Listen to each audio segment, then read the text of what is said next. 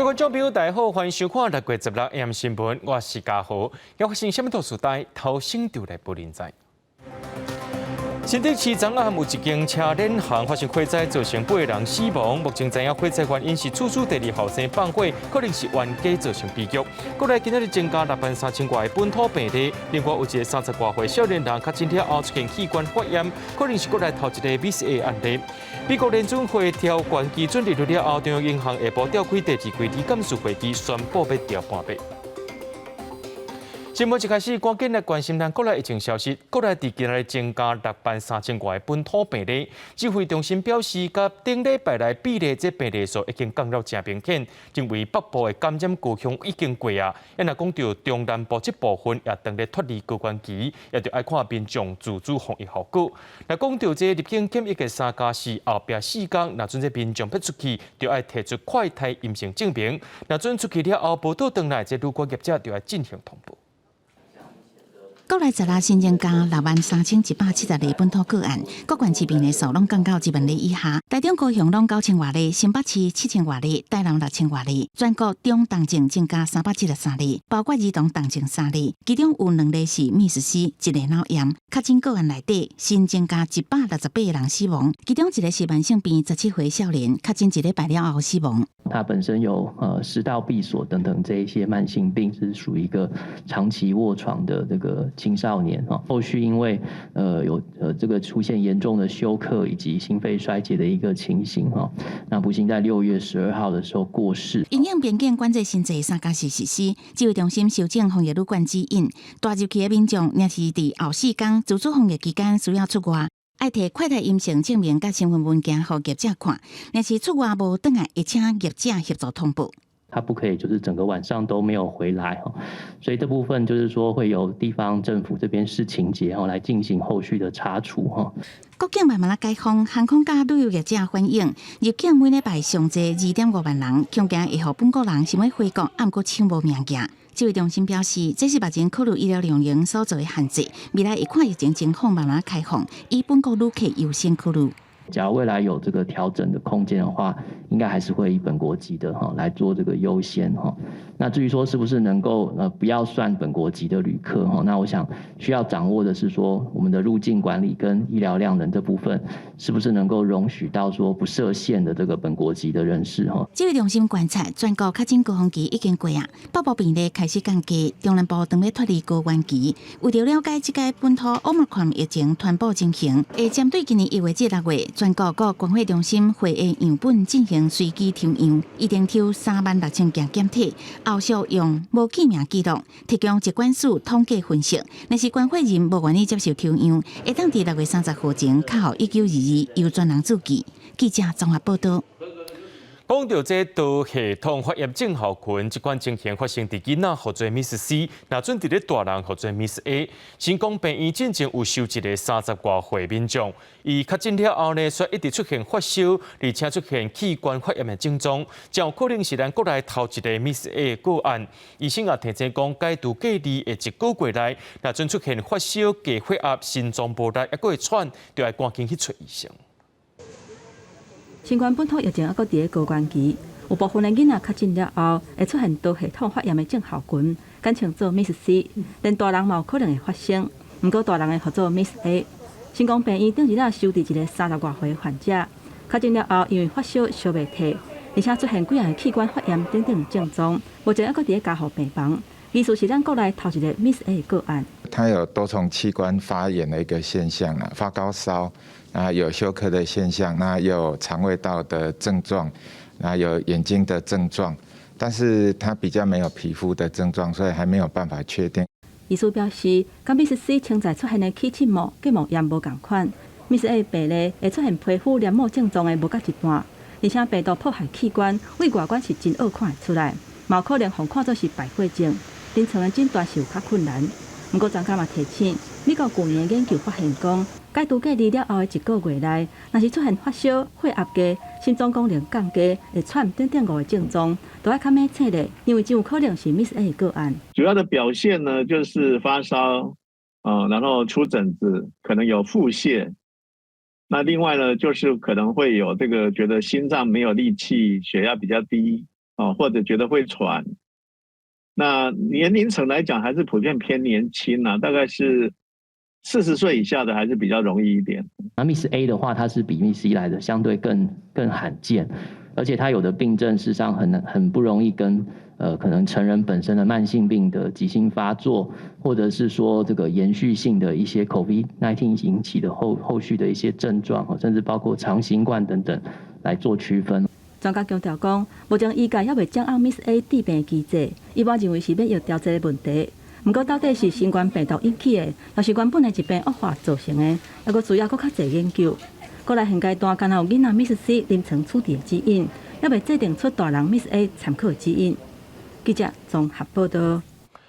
根据着成大病院的研究，讲一寡确诊了后变较严重囡仔，因感染了后的1个月，身躯顶一个80%囡仔内面，因身躯顶内面的对抗 Omicron 病毒的中和抗体数量是不足的。就首次感染区医生跳出来呼吁政府爱检查囡仔的抗体，若阵上过期，就要提早甲因注疫苗。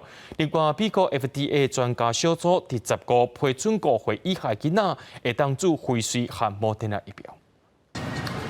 为了让囡仔注着疫苗，顶个月屏东火车站随来随住的所在人排真长。成大病院收集15个中症病童研究发现，感染了后1个月，差不多4%的儿童血内底对抗 Omicron 病毒的中和抗体浓度明显无够，甚至有1/5的儿童中和抗体真低，敢若2成的儿童有够的抗体。建议中央让囡仔检测血内底中和抗体浓度，上加就开放提早注疫苗，无一定要等3个月。如果我们国内的小朋友跟国外不同，它的抗体的产生是属于比较短的，而且比较不足够的。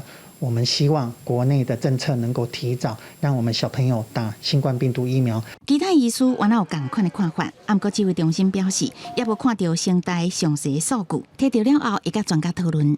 抗体跟所谓的其他的一些细胞免疫的指标，都是用来做这个感染之后保护力的一些评估，所以可能要看一下成大有没有针对细胞免疫这部分有一些参数或指数有一些分析或整理。无敌星星，我觉得都是家长真的自我安慰了，因为周遭的人也是有染过，还是会有得到，那我是觉得赶快去施打比较放心。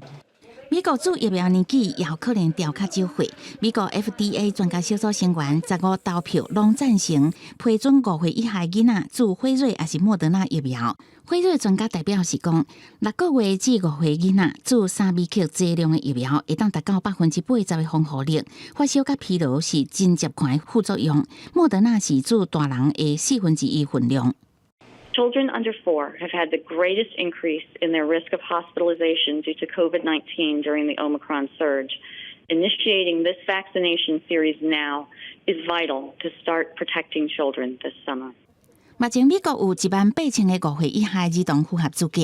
FDA 专家小组建议，注疫苗了后，由美国 CDC 做最后决定，一定上紧后礼拜6月2日就会当伫药房还是医疗院所注幼儿疫苗。中央也表示，小数长底心幼儿莫德纳疫苗的 EUA， 只要得到同意，指挥中心就会送 ACIP 讨论，是不是纳入儿童疫苗的注射政策。记者综合报道。指挥中心有伫咧推测，讲这疫情高峰已经过去啊。不过台中和高雄今仔日的确诊人数有关是超过9000例，另外台南和彰化有关是正悬的病例数。今仔日台中、高雄、新北、台南，也佫有彰化县、嘉义县这6个县市拢宣布，高中以下学校甲公立幼稚园继续线顶教学。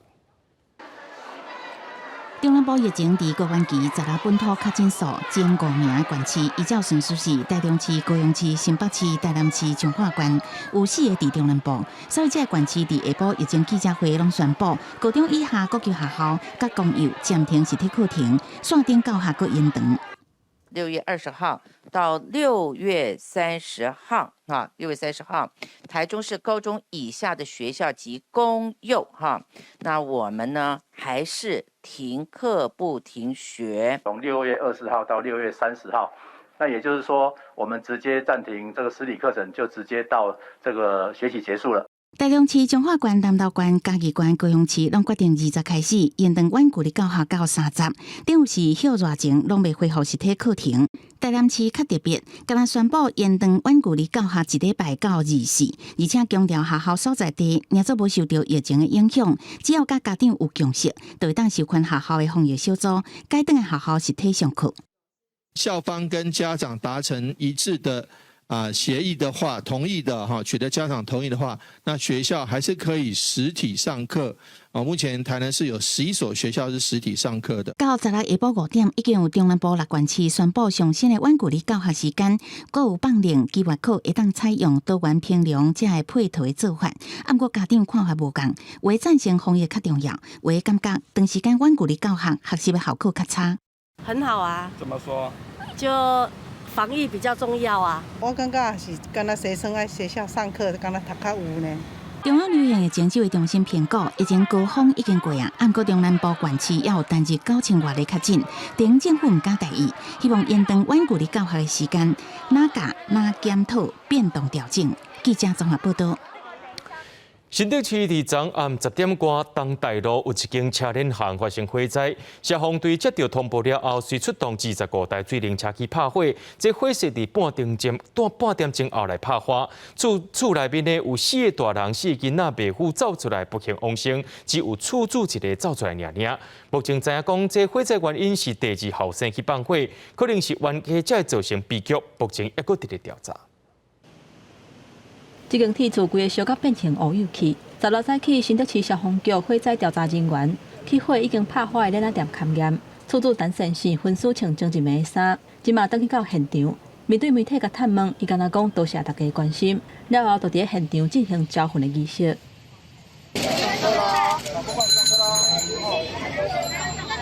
陈先生伫东大路的厝，15暗时向风导火，消防局10点9分接到报案。到现场的时阵，1楼的奶店甲2楼的徛家火已经烧甲真灭。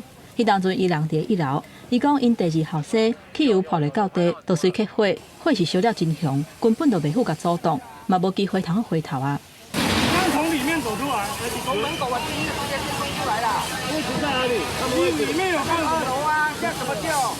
消防队正接到报案，到现场甲火拍花，敢若用36分钟。不过现场研判，汽油是助燃剂。加上装潢的物件拢是较会导火的材质，火一个倒起来是烧甲真灭，要走出来根本是无啥可能。四面其实火光都已经窜出。那其实我们专业的研判，其实当下这个罹难者要生还的几率是相对比较低。8个罹难者是厝主因牵手、查某囝、2个新妇，还佫有4个孙仔。研判是伫2楼就死亡，因为1楼甲2楼中央的涂骹板去互火烧甲烫过，所以落来1楼。因若放火嫌疑人是厝主因第2后生，有厝边讲是因为洗碗甲厝内人冤家，嘛有人咧诱讲是途经甲买厝借钱有关系。因若真正的动机要来调查。因为嫌疑人跟家人争吵之后，那离开了现场，再购置汽油返回现场，泼洒之后纵火。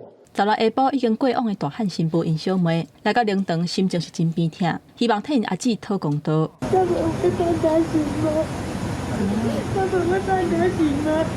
警方伫第一时间以现行犯当场就甲这个第2后生逮捕，了后甲护送病院。伫救护车顶悬，还佫会当看到伊头咧咧，嘛有看到伊的正手，还佫伫咧喘。有媒体报道，伊去互问着感受涉案，又点头承认。一场大火，互厝主一家伙仔3台11个人，8个人死亡，上细汉的敢若1岁尔。因若大汉后生，因为人伫咧别位咧隔离，所以逃过这劫。即马失去牵手、查某囝、老母甲小妹。以前防护衫陪因老爸做伙处理亲人的后事。记者综合报道。新竹市内一大铁厝的车联行发生火灾，造成8个人死亡。经过市政府勘查，认为这铁厝是有危险的几率，会赶紧拆掉。不过讲到这铁厝，若阵发生火灾，常常拢是真严重。有专家认为讲，这铁厝拢无设防火区，这火势一下就摊开，而且这个火灾现场的温度真悬，铁厝拢会变形，增加抢救的困难度。建筑师也建议讲，要加强公共安全的检查。火灾调查人员去现场监视采证，这间铁厝大连仔店因为有人放火，造成8人死亡。代志发生了后，建筑施工会去勘查，认定这个建筑物有危险的疑虑。都发处早上已会同新竹市建筑师工会现场勘查，认定有危险疑虑，屋主也同意，后续将安排时间进行拆除。乌烟一直冲出来，火是真猛。今年4月份，高雄一间有人住的铁厝着火，火是规个烧对边仔的家厝啊去，造成11间厝受损，一个人烧着伤。2019年，伫屏东有家厝啊顶悬大铁厝发生火灾，造成2个人死亡的悲剧。因过铁厝的火灾，几啊届伤亡是真严重。消防员要伫铁厝拍火救人，嘛有真大困难。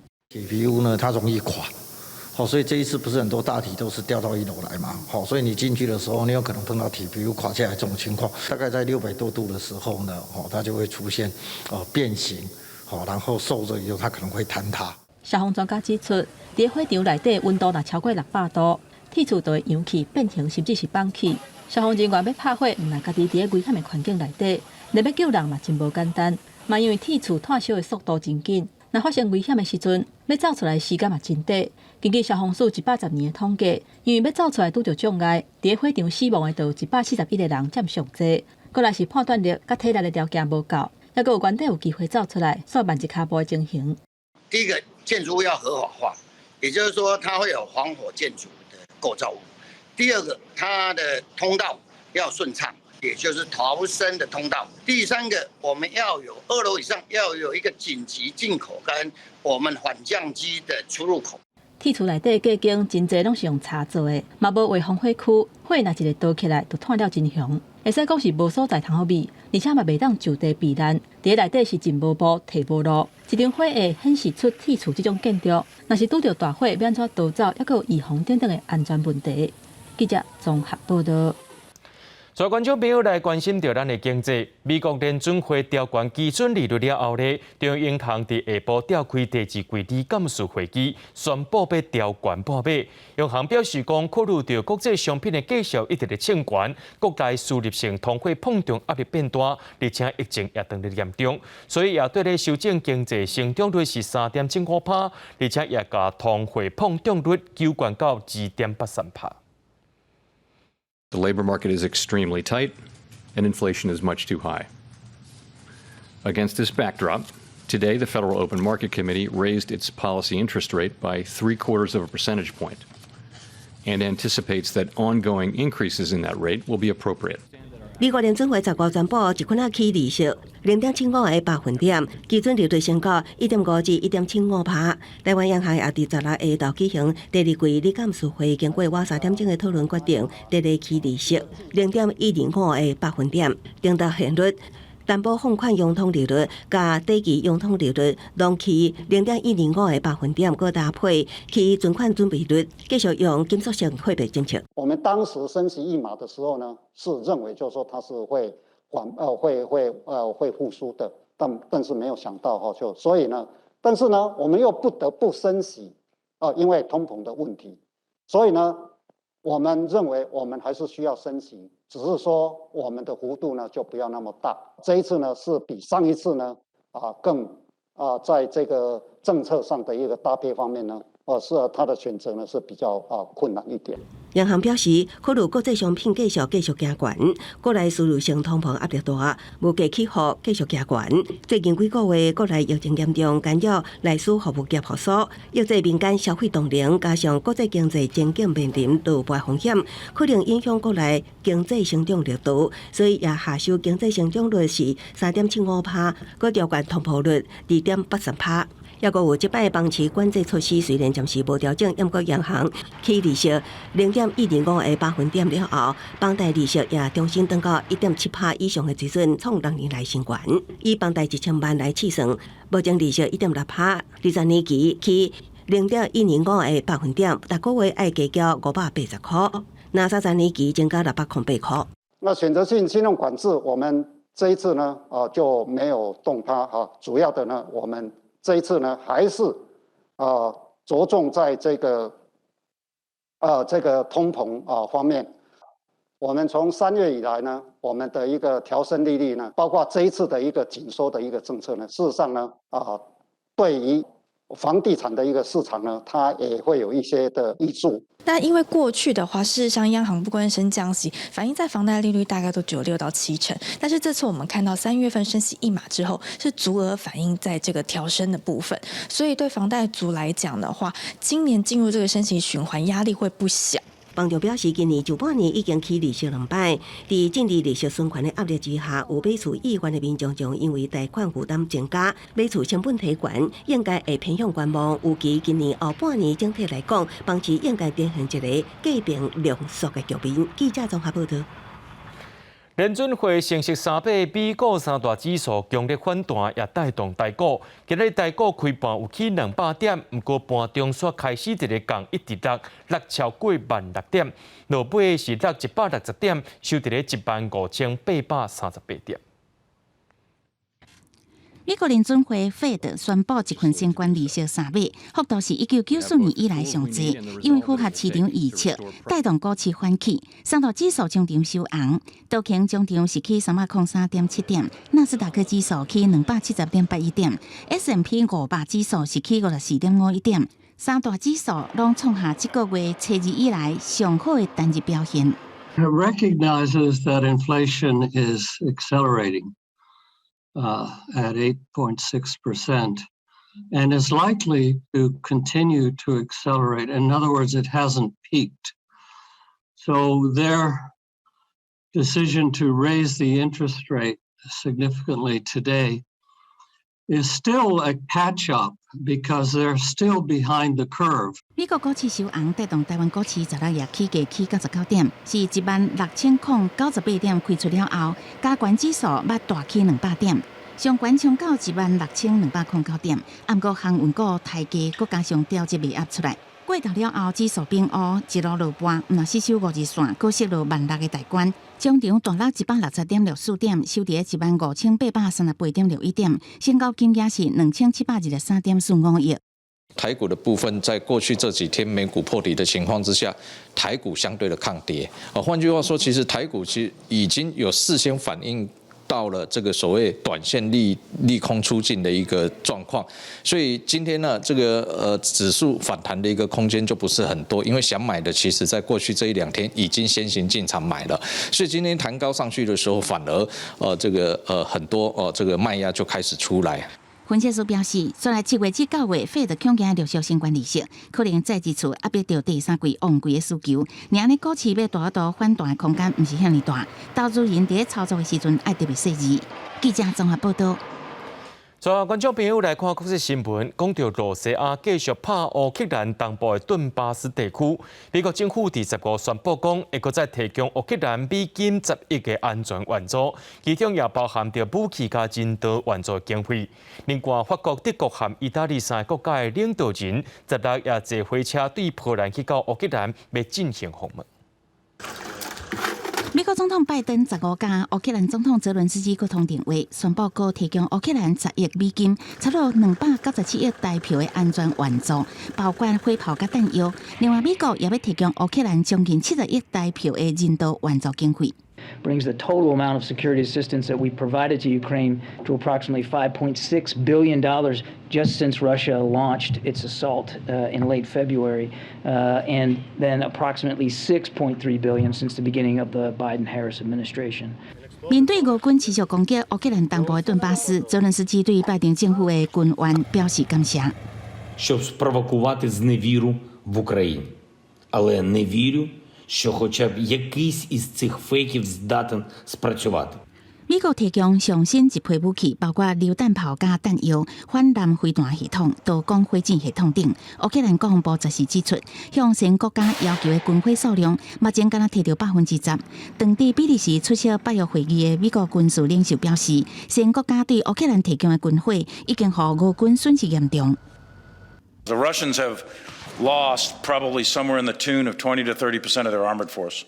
That's significant. That's huge. Well, we're going to continue to move heaven and earth to get them the capability that they need. 部分军事专家分析，俄军会持续伫乌克兰东部两个关键性有进展，战线可能会几落个月甚至几落年，并且消磨全球经济。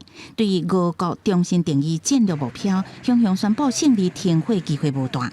为了展现对乌克兰的支持，法国总统马克龙、德国总理肖兹甲意大利总理德拉吉16坐火车为波兰到乌克兰的首都基辅来访问。公司新闻景元庆编译。中国国家主席习近平拜三有甲罗西亚总统普京讲电话，外界认为因的谈话内容是在强调互相支持。除了罗西亚拍乌克兰以外，也讲到台湾问题。普京表示反对任何势力干涉中国内政。落尾美国国务院随警告中国，莫伫咧乌克兰战争顶头徛唔着边。中国国家主席习近平甲俄罗斯总统普京15下晡个通电话。中国官方媒体报道，习近平通电话时阵表示，中国愿意甲俄罗斯伫牵涉主权安全的问题互相支持，并进行密切的战略合作。中方愿图俄方推动双边务实合作行稳致远。习近平强调，中方始终从乌克兰问题的历史经纬和是非曲直出发，独立自主作出判断。双方通话时间点拄好是习近平69岁生日迄天，也是俄国入侵乌克兰了后，两个人第2摆公布互通电话。对中国的支持，普京是声明反对外部势力干涉中国内政。俄方支持中方提出的全球安全倡议，反对任何势力借口所谓新疆、香港、台湾等问题干涉中国内政。中国甲即马也是讲对乌克兰战争保持中立，按过外国媒体解读，习近平所释放的消息，等于是承认俄国的侵略行为。美国国务院随后警告北京，伫乌俄问题唔通徛伫历史错误这边。同一天也宣布向乌克兰增援10亿美金的武器。另外，对普京甲台湾问题形容是中国内政，咱国外交部今仔日表达严正的抗议，并且谴责任何降低中华民国主权的无实在言论。相关立场已经透过驻俄罗斯代表处向俄方传达。公司新闻齐婉玲编译。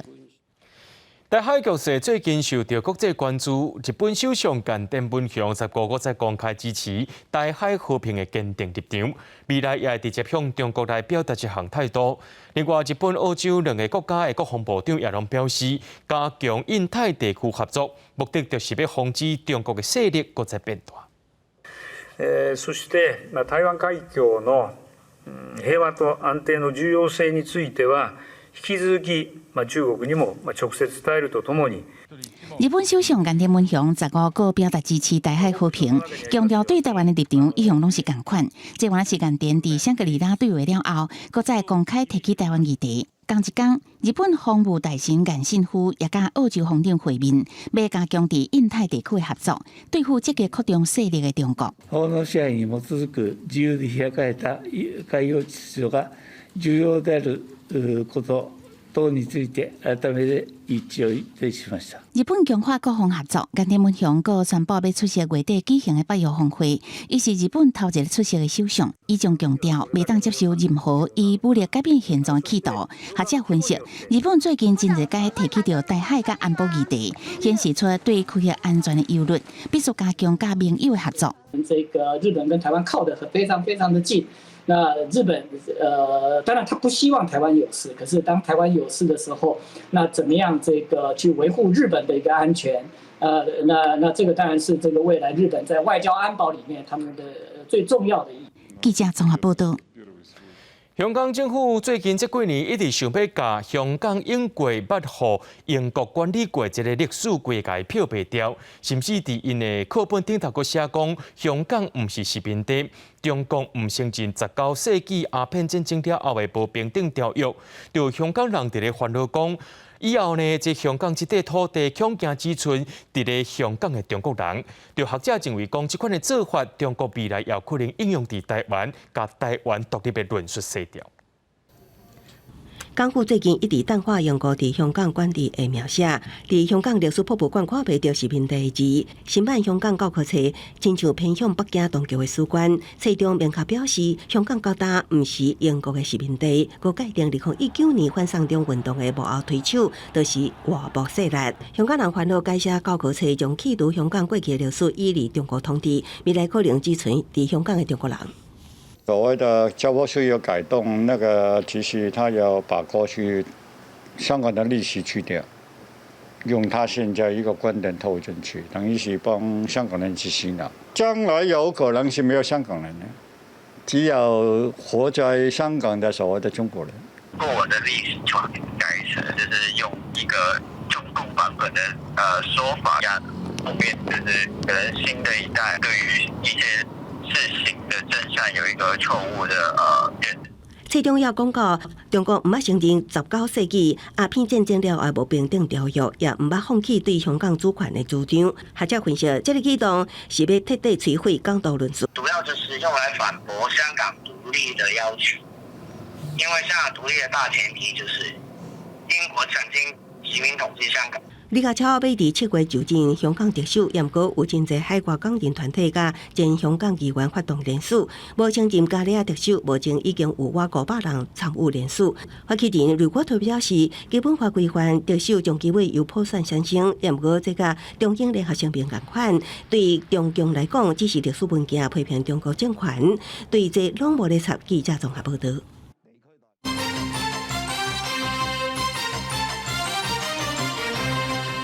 中国讲中国讲台湾的石斑检出禁药，就禁止咱台湾的石斑进口。有人伫咧风声讲，是因为无合法的业者甲别个鱼仔蓝做即回申报，才害到这合法业者。不过渔业署有去追查，发现运过去的一个养殖场，这石斑拢是正常的，会甲这个结果通知中国。石斑顶鱼切片藏起嚟，规个活动现场闹热滚滚。官方资料单机卖甲林恒养殖协会等单位共同行销鱼产品，因为顶至中国以台湾进口石斑鱼检出禁药、结晶子，宣布禁运台湾石斑，互业者烦恼受冲击。2家的运斑船，它承认说有11家实际供货的养殖场啊。那针对这11家，我们就开始去验他们的这个货跟限制它的这个石斑鱼的移动。原本中国通报这两船是由3间养殖业者共会，也毋过业者根本就无出货，后来尊帮业者才承认共会上是另外11间养殖场。业主对这11场的鱼体、各场查验、结晶子、空调力等禁药项目，16确定全部合格。虽然证实无禁药，也毋过也凸显养殖渔业的较大问题。所谓较大，就是渔业运输业者为了要盗渔业，即阵可能会第来自无共养殖场的渔业，为了保管，即以其中一间合格渔场申报，内底煞可能男的养殖乌鱼鱼。落实就是说，你今天有在几个养业者、几个养殖场，你就是那个全部都把它登记进志愿。面对中国不实刁难，真侪养殖业者拢转内销，也是加工，也找方法为品质监督。共价共选的状况之下是好事情。但是的话，就是把这个样品质去做好留存。那如果真的出问题的时候，就是溯源管制。过去不少农渔产品的出口大宗拢是中国，造成一出问题，对产业影响就真大。最近几年，政府甲业者积极拓展海外市场甲类似，都希望避免产业受到台海政治问题影响，受到阻碍。记者综合报道。中国禁台湾石斑的风波，行政院强调，若准无度解决，无排除会向 WTO 申诉，也提出着一个调节产销甲外销奖励方式，要来协助业者渡过难关。伫鱼窟内底，乌乌一点一点的是石斑的材仔，这材仔饲过外月了后，才阁卖去互农村的。不过中国顶一日宣布禁止进口台湾的石斑，虽然鱼材仔业者拄好才交货。短期内是无冲击，不过禁止进口的时间也是一个久来，恐惊卖石斑的甲卖材仔的业者，同款会受到影响。大鱼池不来跟中间一层池买鱼，农村的一个是遐层，因就别来敢买嘛。到底中间一层要敢买鱼也无我唔知，不过上麻烦点摆啦。饲石斑会以饲的过程分做鱼仔类，一寸的、2寸的、甲大只的，才会互相拢有牵连。大只鱼仔若是受到禁止进口的冲击，所来就影响1寸的甲2寸的材仔互退货。以1寸的来讲，按算伫咧20天后就会看到冲击，因为鱼材仔除了卖出去以外，佫会出现互相甲对方食掉，造成损失的情形。跟别人买的数量会比较少一点，可能上游产量也会开始慢慢减少了。因为饲其他鱼仔的市场已经是真济啊，业者无法度随换饲别种鱼仔，因即马敢来当先减少生产，降低影响。面对中国禁止进口，行政院强调讲，这是无符合国际규例。沟通了后，若是无法度改善，无排除会向 WTO 来申诉。农委会就这个事情会再持续跟陆方这边来在既有的平台再沟通协调，也不排除如果没办法解除禁运的话，会向 WTO 申诉。行政院估计，即届中国禁止进口石斑，受到影响的石斑差不多是3600吨。按算会推出3大措施，包括辅导渔民调节生产甲销售，提供饲料的补助甲价利的贷款，加强电商平台的促销，增加国内采购的量，也有推出加速加工冷冻甲外销的奖励这些措施，希望当帮助业者渡过即届难关。记者综合报道。所落来关心到咱劳工的权益，劳动部公布上届新的无薪假统计，有19000多人当咧放无薪假，是今年以来这增加人数上届一届。其中主要原因拢是这旅馆业者加这餐饮业者无成立，所以这阵人伫咧放无薪假是上届多。交好朋友到 KTV 唱歌，也是同齐出去佚佗，是袂少民众伫放假期间的休闲娱乐。也毋过，大数餐饮甲休闲娱乐等行业，因为疫情影响，有袂少业者实施减班休困。根据劳动部上新一期统计，这礼拜实施间数有2700多间，1.9万多人。这礼拜增加间数甲人数拢创下今年以来新高，其中以高雄市这礼拜增加上侪。主要的话，当然就是因为有一家这个餐饮的一个集团哈，中南部这个区域有做实施减班休息，大概有600多人。艺术娱乐及休闲服务业是因为有 KTV 哦，这次通报的是在北部，它的各个分店加总起来大概实施200多人。受影响的行业有关是大数餐饮是东财区，这礼拜增加1516人，占据新增人数的一半。以旅行社为主的支援服务业，多数拢是连续实施。另外，民生工业增加186人，主要是有团餐业，因为学生关期较好，所以停工。台中、南投、彰化一直到高雄的部分，目前我们的业者目前已经面临第4周的一个取消实体上课，不排除是有可能直接放暑假哦。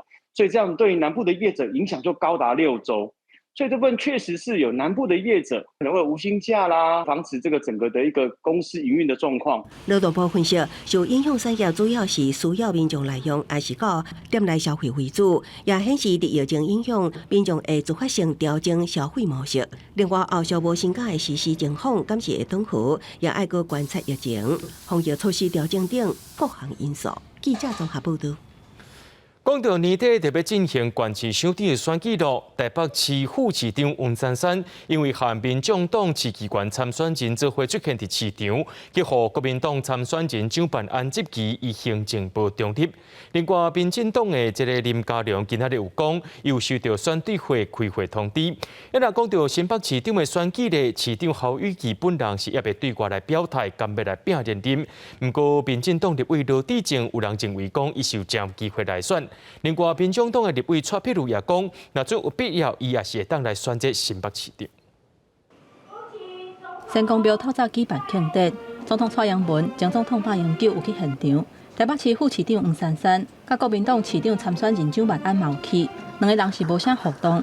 最近黄珊珊因为甲民众党市议员参选人做伙去市场考察，互批评行政无中立，也若蒋万安嘛大声提出伊的质疑。外界的质疑跟批评也不是第一次，那也希望说副市长对于议员的质疑也应该要正面的面对，说明清楚。有没有带黄静怡跟陈思宇去拜票有行政不中立的那个问题啊？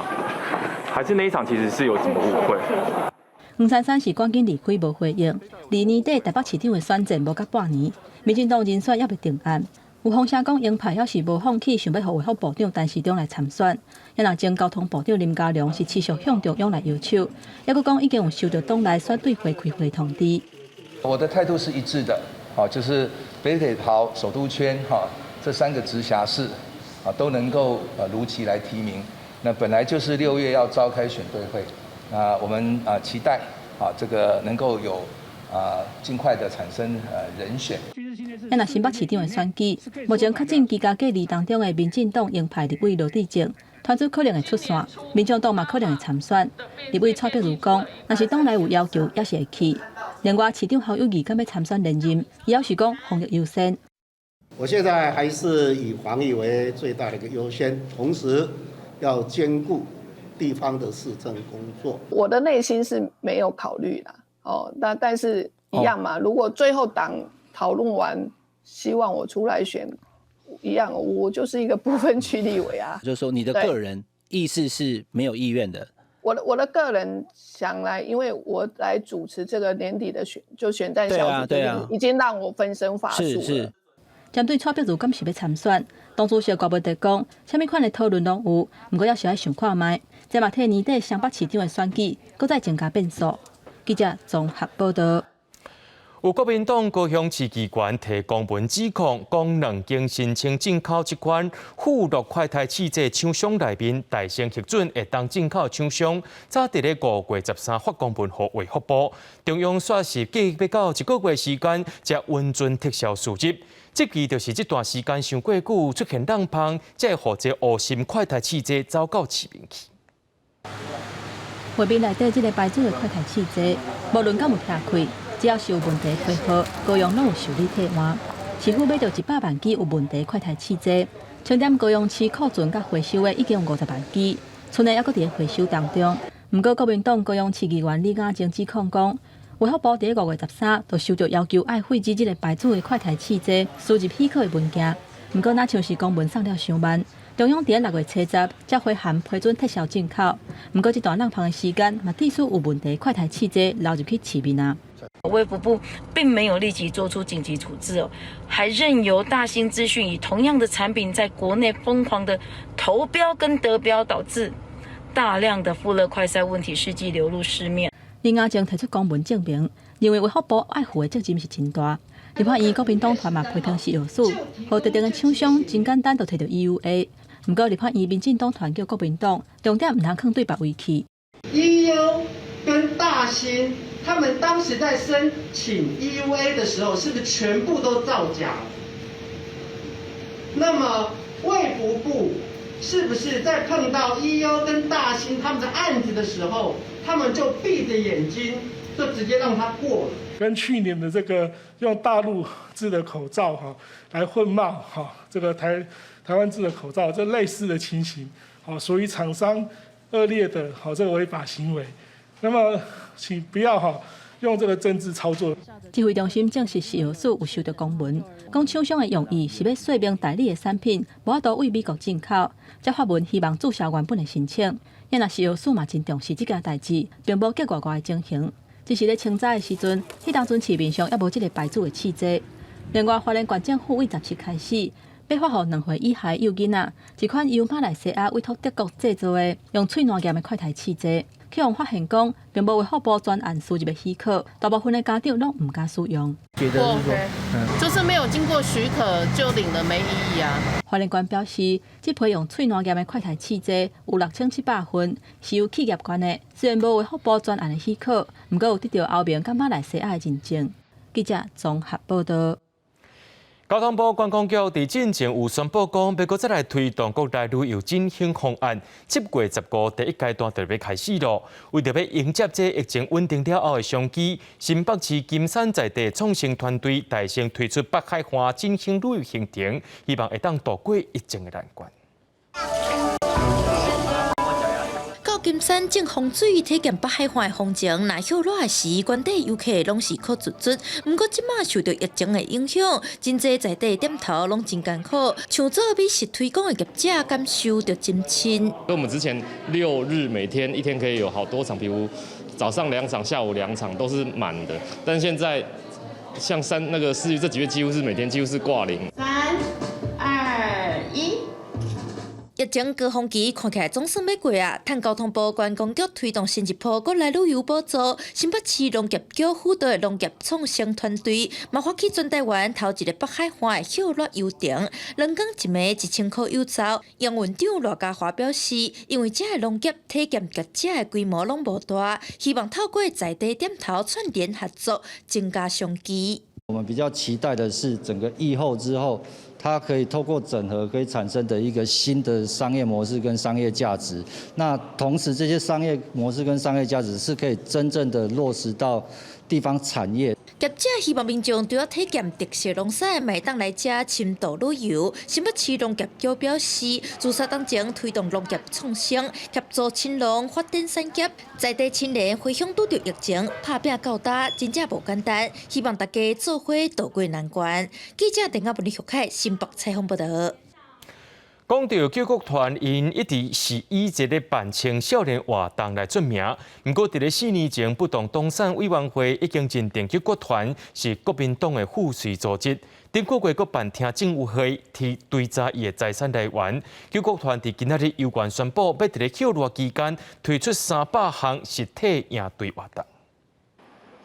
扮青连团控电机活动正出名的救国团，16条开记者会，宣布伫遵守防疫的原则之下，要推出300项实体应对活动。我们大部分的活动都是在山林当中，在海边，就是比较空旷的地方，在各个活动里面都有准备大量的这个快筛的试剂。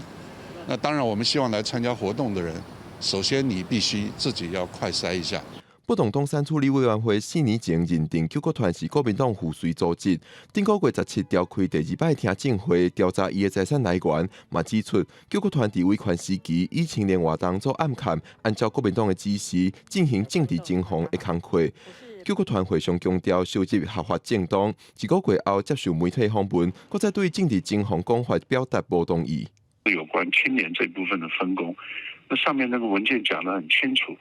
救国团负责的是活动，至于政治侦防，他们讲的什么监控校园这一部分呢，那个是情治单位的责任。参加会议我们有参加，那参加会议的人他可能有提供一些意见，那这个是正常嘛？但是你说我们负责这个业务，负责这个工作，我想这个跟事实是不合的。过去国民党中常会的这个会议的记录哈，国民党要对这个青年学生哈，这个监视啦、控制啦，一定都爱透过这个救国团，这件代志已经是白纸而已啊。东山会表示，目前也搁咧针对顶摆听证会资料进行调查。李校长分析，东山会接落来可能会做行政处分，救国团若无同意，就会行行政诉讼，也是救国团嘛会当甲东山会进行和解。记者郭不军、张水台北报道。有特殊的需求，那阵咱会当家己特别照顾，这是真正对因的优先。讲到这几年早期疗育的意识提升，特教生的人数增加。不过，基隆市教育局一个81学年度的资料显示，国中合格的特教老师也有65%，但是也有欠60个缺。民间团体也呼吁市政府就要把这普通班加特殊教育的老师缺分开算，才袂影响到特教生的受教权。老师陪特教生做金马甲反应的训练，这几年早期治疗意识提升，特教生人数哪来哪多。不过，基隆的民间团体批评讲，基隆市合格国中特教老师比率只有65%，全国排尾段。目前要欠30位老师，这合格率才会达到全国的平均值。我们整个国中15个学校里面，不夸张，总共只有4间学校是足额聘任的状况下。你有将近70%的机会，你会遇到那个学校的特教老师是不够的。教育的老师一个爱比我要7个，这是全关的数字。不过未来我的数字是一个爱对付10来个学生，安尼我的大头会愈来愈重，我嘛无法度照顾到每一个学生拢照顾了好好。第一线的老师烦恼教未来，已经考虑借调去大县市。民间团体提出数字，表示讲基隆市特教生人数对2016年逐年拢在增加，不过特教老师刷电脑变少。希望今年市府已经招8位正式的特教老师，不过因为无保证逐年拢会有缺，老师什么时阵才会有够价，无人知影。那明年的部分，我们也请学校的部分逐校来做督导，务必把特教的缺开出来。明年会持续办理教师甄试。基隆市教育处表示，考虑教学品质，已经向专才专业的方向研究修法，互普通班重的缺，甲特教班不足的缺，会当分开招聘，保障特教生的受教权。记者阿明金曾派文基隆报道。唔管咱人即马食到几岁，拢爱互相鼓励、互相交陪。真侪是细仔拢会嫌事大正10点，伫婚林口学的学疗学堂，就邀请家己中正大学教授来教事大沟通的美感，鼓励因着爱了解是细仔的想法，也爱知影讲安怎沟通较好。用简单的图像来表达沟通的重点，老师也直接甲麦克拄互长辈，爱因表达想法，甲心内的话讲出来。咱老岁和时代和即卖少年是无共啦，吼。啊，即卖的少年哦，咱的老岁爱掠少年的个性，大家才会斗阵一啦，吼。即卖世代之间的想法争差是愈来愈大，受到传统保守社会影响，时大话讲袂透机，有当时也无即时表达需求，甚至和时势冤家起冲突。考学学疗乐龄中心就邀请中正大学的教授。来甲长辈提醒一寡沟通的美感。我感觉阮偏乡的所在吼，阮会当叫教授来遮较深度，互阮遮的老人学到一寡较济物件。啊，因为法度开导，互遮老人嘛讲的较老人听较会入，啊，老人嘛感觉足欢喜的、足温馨的。亲像即马疫情遮严重，政府鼓励老人注疫苗，时大嘛会丢拄讲敢要注射。教授建议讲，会当甲烦恼讲出来，和时势参详。我们知道哦，台湾的传统的长辈很爱孩子，所以呢，通常跟他们沟通的内容都是报喜不报忧。在这个疫情的时代，长辈们他们或许有打疫苗，那借这个机会啊，就教他们如何来跟孩子沟通。比如说，可以跟他们说一下这段在疫情期间的心里面的感受，他们需要的协助是什么。台湾社会长辈伫表达感情这方面较避暑，嘛无爱时势来替因操烦。教授鼓舞时大，莫惊歹势，有话就爱讲出来，这才是沟通的头一步。记者综合报道。伫咧家己德家玉观音高接来啊，即阵啊当咧采收。前几年德家的高接来啊，毋是水伤就是拍吊伤。想袂到今年的天气是袂歹，这来啊的甜度甲品质拢是真好的，是这5年以来收成上介好的一摆。农民无因甲采收落来，高接来装入去盒仔内底，讲要出货。家己县德家乡的高接来，即马当咧采收。农民讲，今年来啊品质甲收成是5冬以来上好的一冬。进前拢这周有暖冬寒海干旱，今年来啊状况比往年加较好啦，发了势也好，来啊嘛较有大粒，产量嘛较有比往年加较好安尼啦。家己县德家乡种植高接来的面积有73公顷，今年的产量有1400吨。逐冬5月到8月拢是采收的时间。农会讲，德家玉观音高接来接近日本进口的来亚水，今年的甜度拢有11度以上。东市的一个成熟的时间比我们晚了大概半个月，所以我们提早上市了哈。玉观音高阶梨，然后它的甜度都11.5度以上，然后它的含水分大概89.3%。农民表示，目前工资拢在起，为日本进口的来亚水一斤嘛要1300左右。虽然生产成本增加，但是加在今年的天气有斗相共，搁加上种植技术提升，因总算伫少年stra5冬吸收了后，单着好的成果。记者林伟霆家己报道。进前台东县体育馆伫咧征收，则造成真侪婴仔囝来枵死。经过抢伤，活落来144只。滨科大的保育类野生动物收容中心照顾着其中的19只，也因为这鸟仔囝呢，一工就爱饲5、6摆，要甲因照顾，确实是需要耐心。对台东送来滨科大野生动物收容中心的婴仔囝，看起来精神无讲介好。婴仔囝拢总有19只，不过有一只无偌久就死啊。18只婴仔囝身体虚、伤瘦佮脱水，因先住伫检疫中心，刷落来中心人员开始排班，2点钟甲饲一摆，因为鸟仔囝一工上少爱饲5、6摆。基本上我们就搭配食虫性鸟类的饲料，然后再喂食一些，目前先提供面包虫。那以后如果有机会的话，我们可能还会提供一些我们自己额外抓的一些小虫。滨科大表示，收容的婴仔囝目前健康状况甲胃口拢袂歹，其中阁有一只已经伫练飞。它会沿着我们的提供的布，然后爬到最高点，然后直接飞出来。遮的细只婴仔是因为台东县体育馆整修工程，互人对鸟仔秀刷起新的鸟仔厝差一点仔枵死，引起讨论。现场200多只婴仔囝，有144只活落来，送互5个单位照顾。屏科大即马照顾这18只，希望因健康大汉，过一阵仔刷起适合的场所练飞，尾后转去大自然。记者邓家文、罗维做屏东报道。明仔载天气是好也是歹，做伙来看预报，恁就知。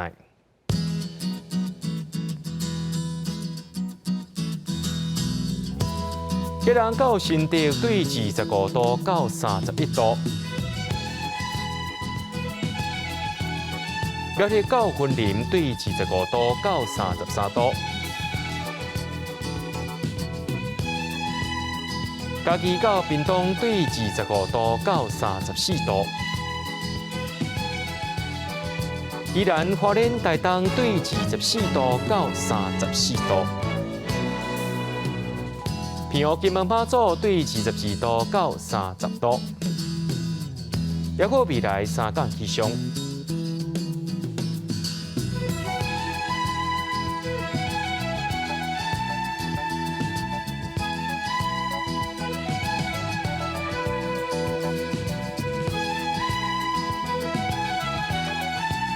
这个新闻最后，感谢各位观众朋友收看今日AM新闻，我是嘉豪，明仔载暗时7点咱再相会。